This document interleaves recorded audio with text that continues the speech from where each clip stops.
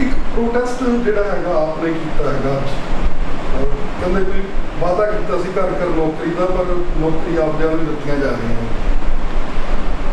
देखो, जिथों तक नौकरी का सवाल है, पंजाब सरकार ने और ख़ास करके मिस्टर चरणजीत सिंह चन्नी जी ने बहुत नौकरी के जिहड़े मेले भी लाए, तो असी मेरा ख्याल, मैनू पूरे आंकड़े पता नहीं है, मैं जो पिछली वारी विधान सभा बोलिया सी उदों 5 लाख लोगों को उदों नौकरी दिती सी, प्राइवेट सैक्टर दे विच दवाइयां, कुछ सरकारी भी दवाइयां। लेकिन ये बड़ा वड्डा मुद्दा है, ना केवल पंजाब का मुद्दा है, पूरे देश का मुद्दा है बेरोज़गारी। लोगों को नौकरी मिलनी चाहिए है, मैं इस गल नाल बिल्कुल सहमत हाँ, लेकिन सरकार के माली हालात ठीक ना होने कारण भी कई रुकावट आईयां, और सरकार ने वादा तो किया कि असी 1 लाख होर सरकारी नौकरी देवांगे, काफ़ी दित्तियां ते गांह दी भी तैयारी है। लेकिन जिथों तक तुसीं ये कहा भी MLA साहबाना दे बच्चों को नौकरियां मिलियां, मेरा ख्याल कल 5 मंत्री साहबाना ने भी इस गल का विरोध किया है, क्योंकि जे आर्थिक पक्षों तंगी है तो मैनू लगता कि परेशानी तो हैगी है ना सरकार के सामने। सो मैं तो आपदे उन्हां भरावां नूं यही कहांगा कि तुहानूं पांडे साहब नूं ते अपने फतेह बाजवा जी नूं कि ये नौकरियां नहीं लैणियां चाहिए। जदों सिखावे हो गए, आपां पंजाब दे लोग सिखावे हो गए, उदों फिर किसी कोल कोई गल नहीं रहेगी, पहला लोगों नूं नौकरी मिल जाए तो फिर ये भी लै लैन, कोई हर्ज नहीं है। जो कोई काबिल व्यक्ति है, कोई नौकरी लेना चाहता तो लै लैन, लेकिन अज समा नहीं है, अज ये ठीक नहीं है। ਤੁਹਾਡੇ ਘਰ ਦਾ ਘਿਰਾਓ ਕਰਨਾ ਤੁਹਾਨੂੰ ਲੱਗਦਾ ਕਿ ਇਹ ਜਾਇਜ਼ प्रोटेस्ट नूं किवें वेखदे हो इस मामले?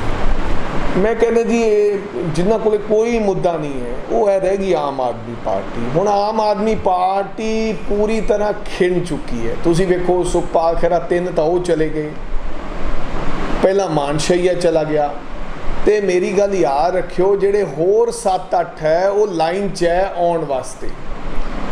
सो पार्टी कोले कोई एजेंडा तो कोई मुद्दा नहीं है।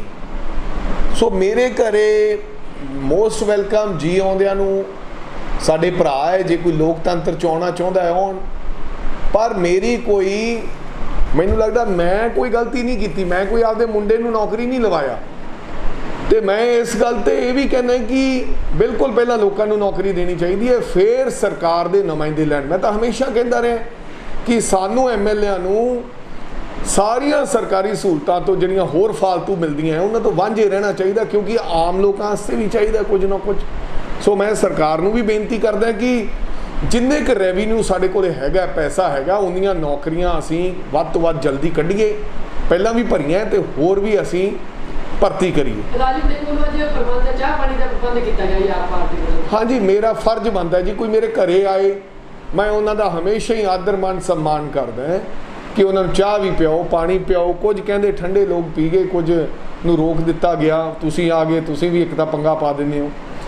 कई विचारे आए, क्योंकि भरा है, कोई मुद्दों के मतभेद है, कोई ऐसी गल नहीं, पर मेरी उन्होंने बेनती है किसी मुद्दे ते तां घिराव करो। जो कोई मुद्दा नहीं, पहला बंदे की सहमति पुछ लो, जिस मुद्दे ते तुसीं घिराव करना चाहते हो उस मुद्दे ते तां मैं भी तुहाडे नाल सहमत है, फिर मेरा घिराव क्यों? घिराओ उस बंदे का। मैं हमेशा किसान यूनियन भी ये गल कहना है, किसान विरोधी व्यक्ति का घिराव होना चाहिए, किसान विरोधी व्यक्ति के खिलाफ अंदोलन चाहिए।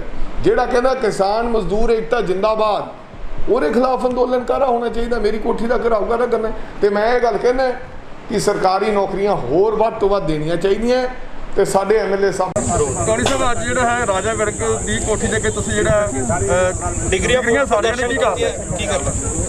ਇਹ ਤਾਂ ਪਹਿਲਾਂ ਤਾਂ ਮੈਂ ਬਾਈ ਜੀ ਤੁਹਾਡਾ ਸਾਰਿਆਂ ਦਾ ਧੰਨਵਾਦ ਕਰਦਾ ਵੀ ਤੁਸੀਂ ਸਾਡੇ ਛੋਟੇ ਸੱਦੇ ਤੇ ਆਏ, ਤੇ ਦੂਜਾ ਮੈਂ ਯੂਥ ਵਿੰਗ ਵੱਲੋਂ ਸਾਡੇ ਉਡਣਾ ਸਿੱਖ ਮਿਲਖਾ ਸਿੰਘ ਜੀ ਨੂੰ ਸ਼ਰਧਾ ਦੇ ਫੁੱਲ ਭੇਟ ਕਰਦਾ, ਔਰ ਜਿਹੜੀ ਉਹਨਾਂ ਦੀ ਰਾਤ ਮੌਤ ਹੋਈ ਹੈ ਉਸ ਦਾ ਮੈਂ ਸਾਡੇ ਯੂਥ ਵਿੰਗ ਵੱਲੋਂ ਗਹਿਰਾ ਅਫਸੋਸ ਹੈ, ਦਿਲ ਨੂੰ ਬਹੁਤ ਦੁੱਖ ਹੈ ਕਿ ਅਜਿਹੇ ਮਿਲਖਾ ਸਿੰਘ ਵਰਗੇ ਉਡਣੇ ਸਿੱਖ ਸਾਡੇ ਵਿੱਚ ਅਸੀਂ ਸਾਡਾ ਪੰਜਾਬ ਆ ਜਿਹੜਾ ਉਸ ਤੋਂ ਬਾਅਦ ਕੋਈ ਪੈਦਾ ਨਹੀਂ ਕਰ ਸਕਿਆ।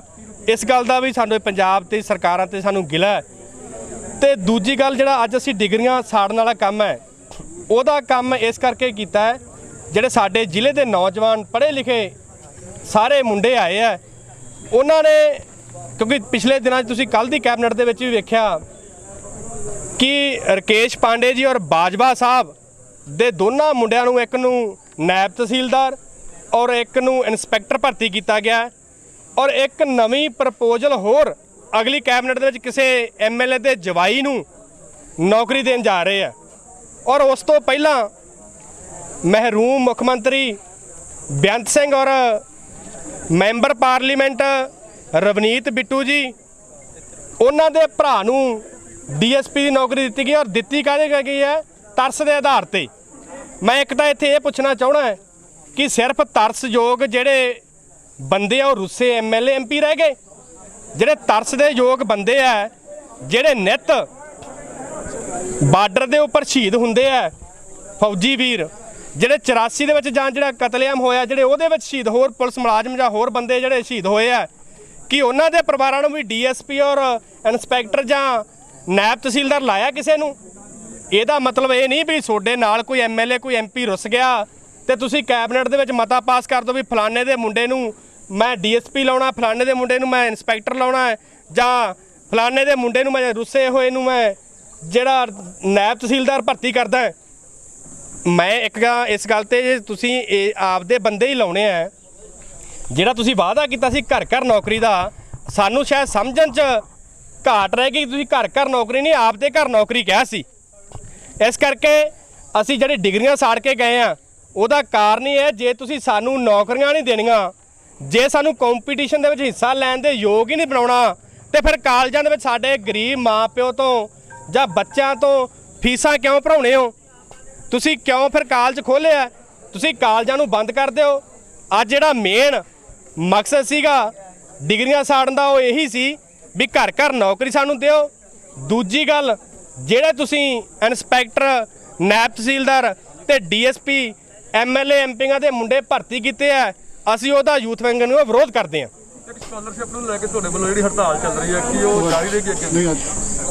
ਉਹ ਸਾਡੇ ਪਾਰਟੀ ਹਾਈ ਕਮਾਂਡ ਦਾ ਹੁਕਮ ਹੈ, ਸ਼ਾਇਦ ਅੱਜ ਉਹ ਸਮਾਪਤ ਕਰ ਦਿੱਤੀ ਜਾਊਗੀ, ਕਿਉਂਕਿ ਸਾਡੀ ਉਹ 'ਚ ਸਾਡੇ ਭੈਣ ਸਰਬਜੀਤ ਕੌਰ ਮਾਨੂਕੇ ਜੀ ਔਰ ਗਿਆਸਪੁਰਾ ਜੀ ਜਿਹੜੇ ਮਰਨ ਵਰਤੇ ਬੈਠੇ ਸੀ, ਔਰ ਸਾਰੇ ਸਾਡੇ ਐਸਸੀ ਵਿੰਗ ਦੇ ਜ਼ਿਲ੍ਹਾ ਪ੍ਰਧਾਨ ਜਿਹੜੇ ਹੈੱਡਕੁਆਟਰਾਂ ਦੇ ਉੱਪਰ, ਔਰ ਸਾਡੀ ਸਾਰੀ ਆਮ ਆਦਮੀ ਪਾਰਟੀ ਦੇ ਮੈਂਬਰ ਸਾਹਿਬਾਨ ਜਿਨ੍ਹਾਂ ਨੇ ਉਹਨਾਂ ਦਾ ਸਾਥ ਦਿੱਤਾ, ਉਹਨਾਂ ਦੀ ਸਾਰਿਆਂ ਦੀ ਬਹੁਤ ਵੱਡੀ ਜਿੱਤ ਹੈ ਕਿ 40% ਸਕਾਲਰਸ਼ਿਪ ਹੈ ਜਿਹੜੀ ਉਹ ਕਹਿੰਦੇ ਅਸੀਂ ਇਸ਼ੂ ਕਰ ਦਿੰਦੇ ਹਾਂ। ਪਰ ਸਾਡਾ ਫਿਰ ਵੀ ਜਿਹੜਾ ਮੁੱਦਾ ਹੈ ਕਿ ਜਿਹੜਾ ਸਾਧੂ ਸਿੰਘ ਧਰਮਸੋਤ ਹੈ ਜਿਹਨੇ 6400 ਕਰੋੜ ਰੁਪਇਆ ਖਾਧਾ ਔਰ 2 ਲੱਖ ਤੋਂ ਉੱਪਰ ਬੱਚਿਆਂ ਦੇ ਭਵਿੱਖ ਨਾਲ ਖੇਡਿਆ, ਉਹਨੂੰ ਬਰਖਾਸਤ ਕਰਕੇ ਫਿਰ ਵੀ ਜਿਹੜਾ ਸਿਟਿੰਗ ਜੱਜ ਦੀ ਕਿਸੇ ਦੀ ਉਹਦੀ ਇਨਕੁਆਇਰੀ ਲੱਗਣੀ ਚਾਹੀਦੀ ਹੈ।